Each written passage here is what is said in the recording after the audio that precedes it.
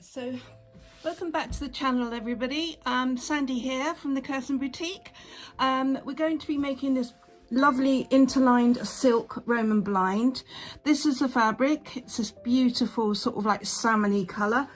Now I've turned in the sides to make the actual width of the curtain, and I'm now going to lay the interlining. I'm using this lovely synthetic sort of interlining.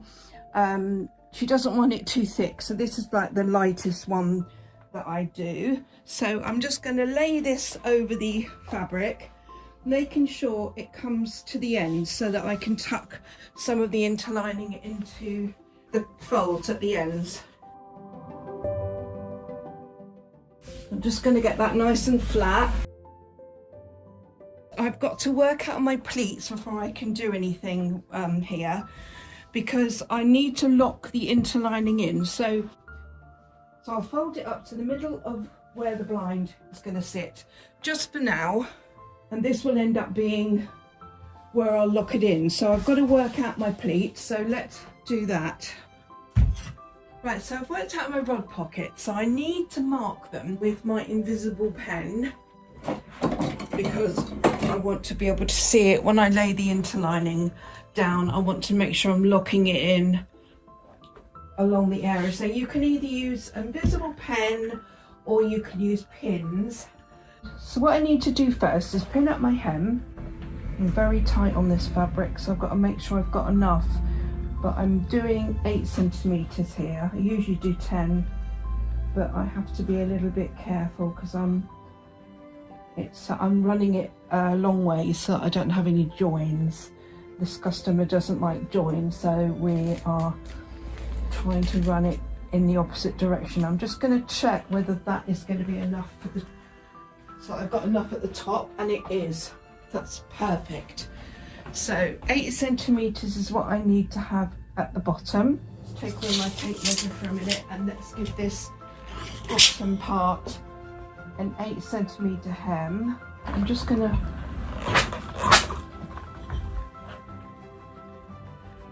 make sure we're 8 centimeters all along. So I shall go all the way along here, turning up 8 centimeters. Make sure your sides are tucked in first before you turn up your hem. And then make sure we've got 8 centimeters there, which we have.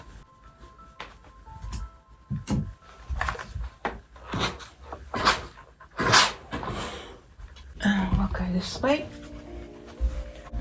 So the first one is going to be 104.3. So you'll mark out 104.3 at the end here. I've decided I'm going to pin, you're going to put this one in.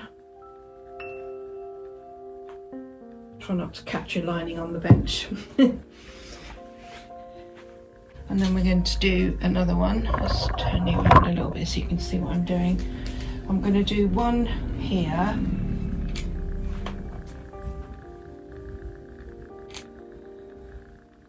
And then I shall do one at the end, and then I will go round. I will go this way as well, so we've got plenty of pins.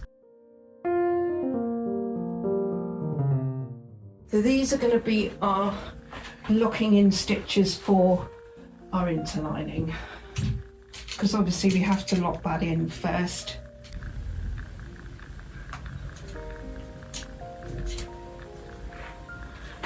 Right, and then we'll go the other side. I might do 2 this side actually. You can still see me. Okay, and then we do the last one.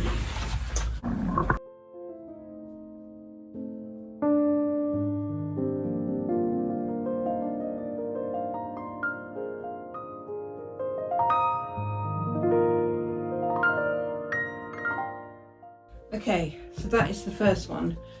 Now we're going to do the next rod pocket down. 78.7 is there. I'm just going to check that because that's not straight. So just check that I'm Haven't moved. Yes, perfect. Do you know, it's so lovely and warm outside, and my shop is freezing, and that's because of the stone walls. I don't want to put the heating on because it's too warm outside to put the heating on. What do I do? So I'm just wrapping up warm. At least my hands aren't cold. There's nothing worse than my hands being cold, because then I find it hard to work. 78.7. Just going to do the other one.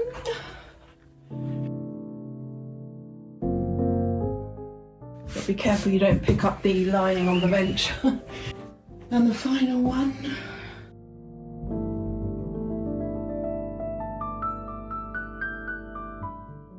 And the final one.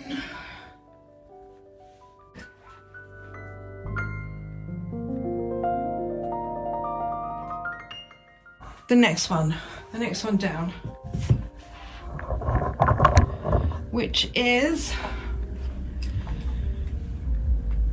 50 exactly from the bottom. 50.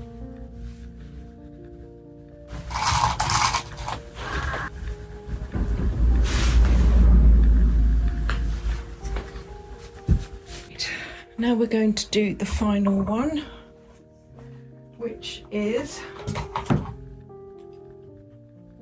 18.3.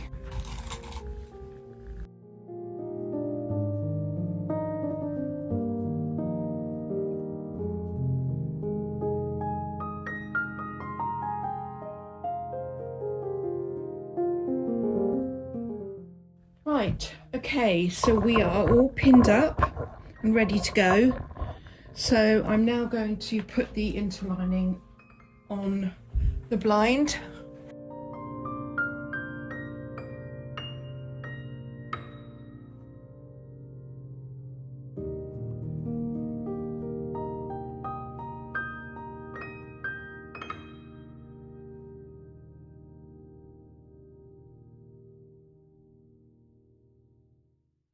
So if we pull up, in fact we'll pull up to the second one, making sure we don't move it too much. Just move what you need to move to get it to where the pins are. If you can see what I'm doing, I'll show you close up in a minute. Folding it up and then making sure I pull it back towards the pin.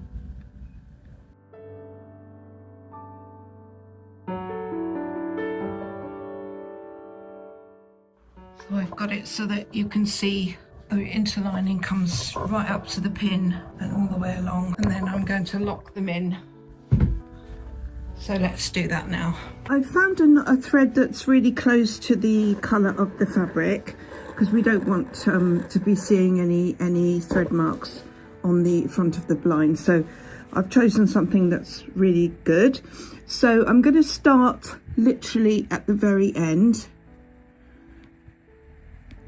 and just obviously pull the interlining right where the pin is, and just go in and put a couple of stitches in there.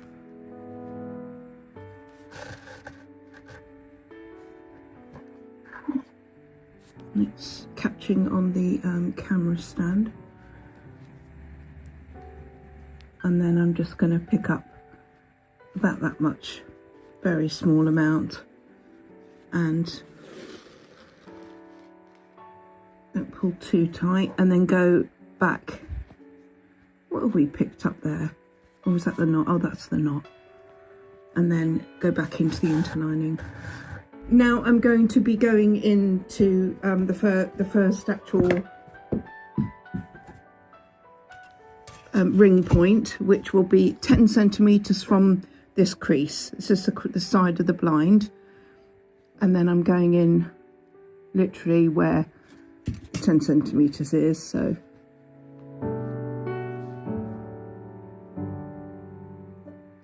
pick up. Now with the lining, I don't go in at the very end. I only go in to 10 centimeters, but with interlining, I'm going to be making sure it's at the end and then it's nicely caught in, and I'm going to pick the interlining up a couple of times so that it's nice and securely fastened in there. Everything is getting in my way. We have to mark out our points of where we need to put our lock-in stitches. So I've worked out that we've got 5 winder cartridge cassettes. I've divided it by 4 because obviously 5 and then you'll have 4 spaces.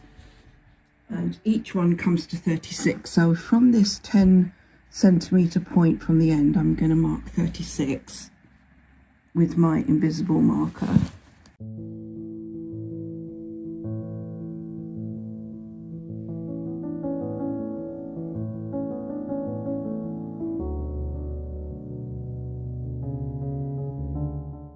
Now we're going to do our second lock-in stitch, which is where our second cartridge will go.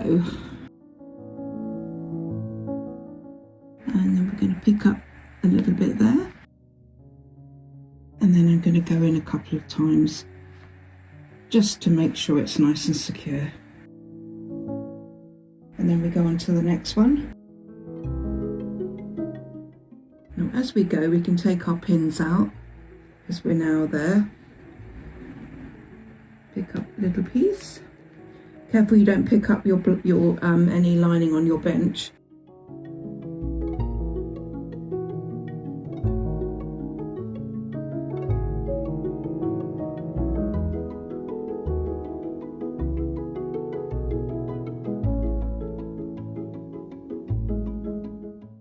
This is our final one.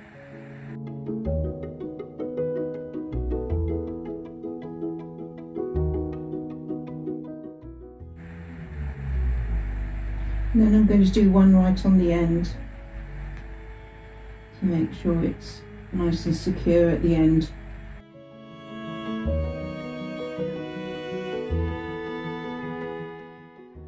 Okay, so that's the first one done. And I'm going to now do the next row where you can see these pins. So I'm going to bring the interlining down. Right, now that we've pulled it all down to the bottom, we need to go around the other side of the bench and obviously mark out all the bits and then lock in the other side. So what you'll now do, I'm not going to film all of this because I don't think you need me to, but we're literally going to go back to the pin which is here. So that's the third one. We've done 1 and 2. This is 3 and 4 now. So we're going to do 3. Obviously we have to do 3 before we do 4 because we won't be able to reach 3 if we do 4.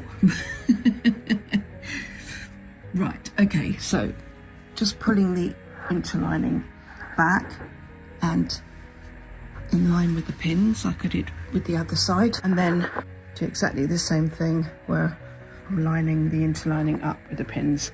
And then I'm going to do the 10 centimeters each side from here. I'm going to do stitch 1 just before the crease, then the 10, and then the 36, 36, 36, and then 10. And then I shall do the same here, and then we'll start turning in the sides and doing the herringbone at the sides. So let's get on to the next stage. Okay, everything is now locked in, so we are going to turn the sides in. So when you turn it in, make sure this interlining is pressed right into the edge where your crease mark is. So we've got our crease mark from when we made the actual width and the size of the blind, which is the reason I always do that first when I'm doing interlined, because it makes it a lot easier. So I've folded the interlining right up to the crease, and I'm going to pin this in place. This silk is quite it frays quite a bit, so right, so we're going to do our herringbone stitch along here, and I shall carry on using the same thread that I've been using to lock in. I mean, you don't have to, you're not going to see it really, but so I'm just going to start off at the bottom and pick up the interlining, just the interlining, not the bottom face fabric, and then I will Let's cast on, putting a few stitches in there to make it secure, and then I'll cut that bit away.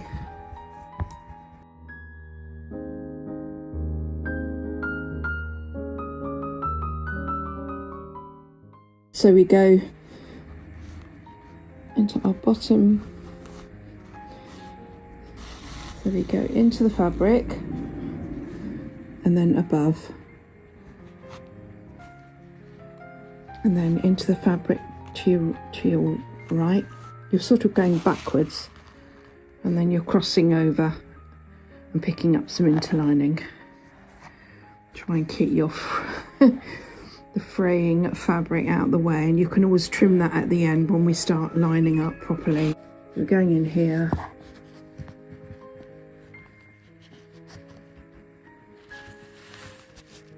Oops.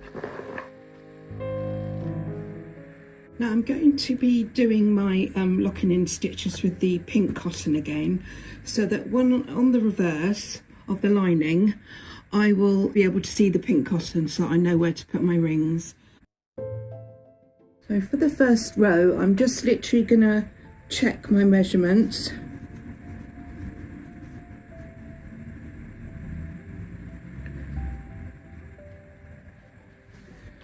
So that I know that I'm 50 centimetres from the bottom of the blind to the second rod pocket, because that's those are my measurements. So I want to make sure that I'm completely in the right place. Right, all done. So I'm now going to start locking in. I'm going to take quite a big chunk of the lining so that we can see it on the reverse, so that I know where to put my little rings in. Now I'm only picking up the interlining where I'm locking in. I'm not going through to the face, because I've already done that with the interlining. So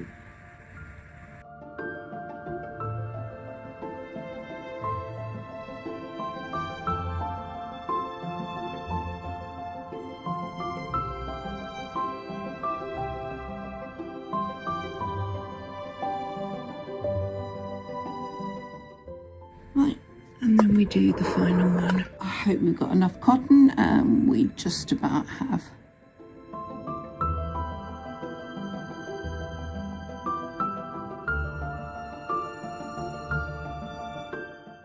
Now, first of all, I'm moving the lining down, get it all nice and flat and straight, and make sure that everything is looking good either side. We've got the same amount of lining up to the end. And once we've got that and it's all looking nice and flat and straight, and we can then pin this next piece here. We can then pin from here to here now, because we're going to lock this bottom line in.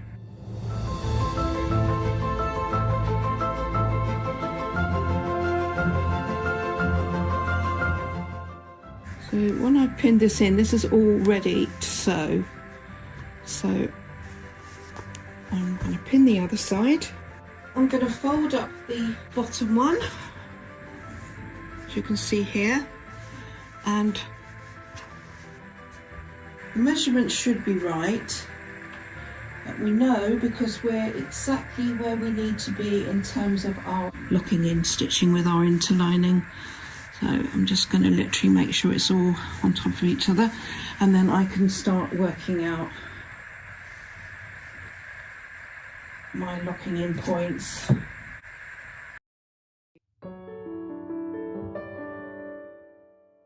Right, so now that we've got that done, we're going to turn up the bottom and take it to the crease. Finger press it, or you can press it with the iron, but I'm just going to finger press it here.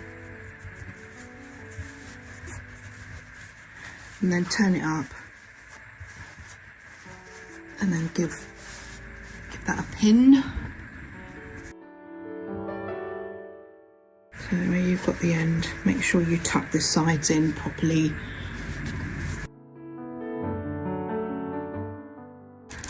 got it looking beautiful.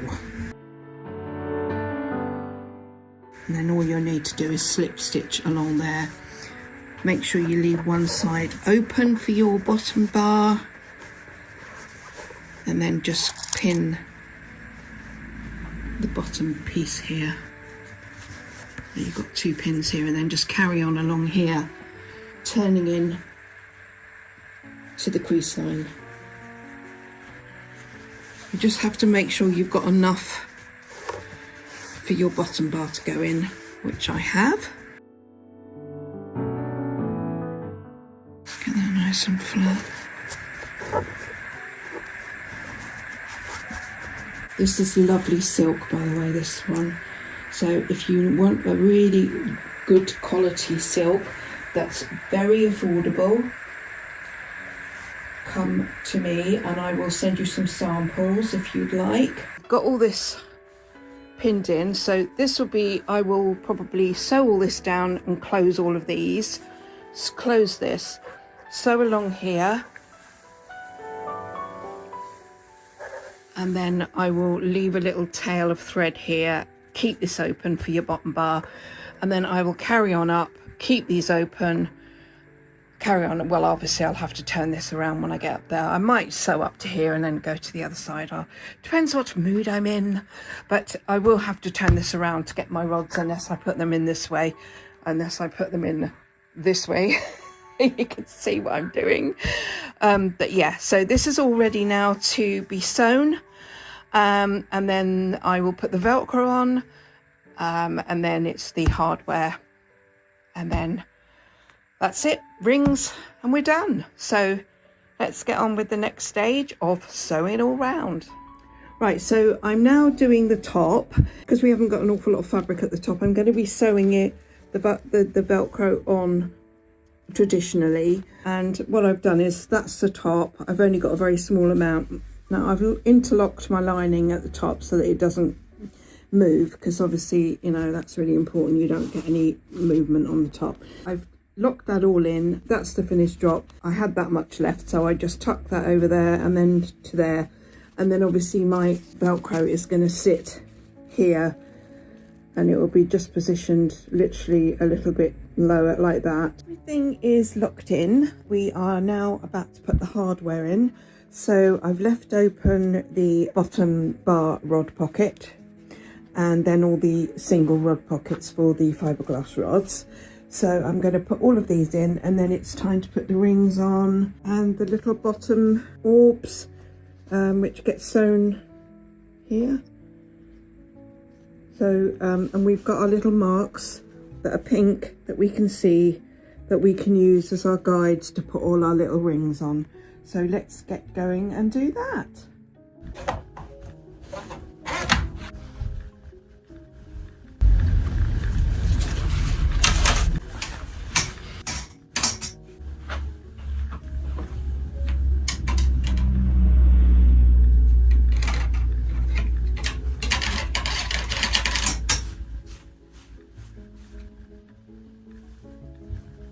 Sew up the sides. Make sure you've got all the little bits at the side tucked in here.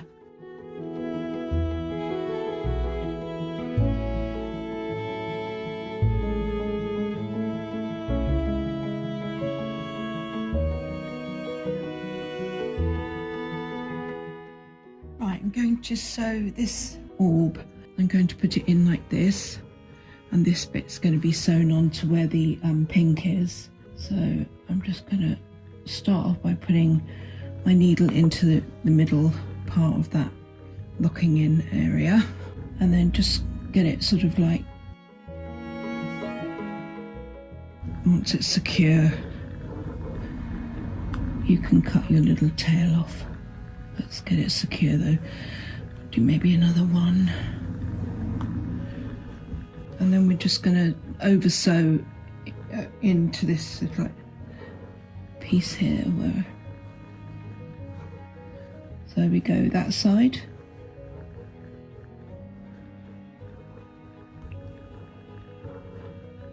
Try not to stab yourself in the process.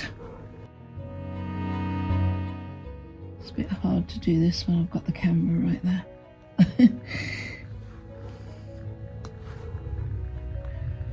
So basically you're just going to keep over sewing it here until you're nice and secure. You feel it's nice and secure anyway. And that is fine. That's nice and secure. It's not going anywhere. And that's the first one. Now I'm going to do the rings and the rest of these.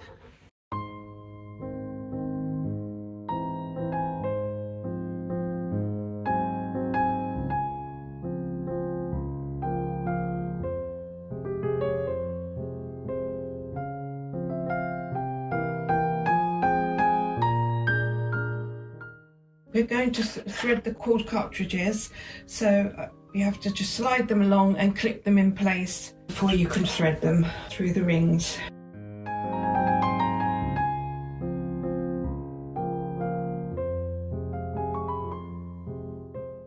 Look at this beautiful blind. It's come out really lovely. It's all puffy and luxurious, and the silk is beautifully sort of, it actually looks stunning. Thank you for joining me today, guys. I've really enjoyed this tutorial.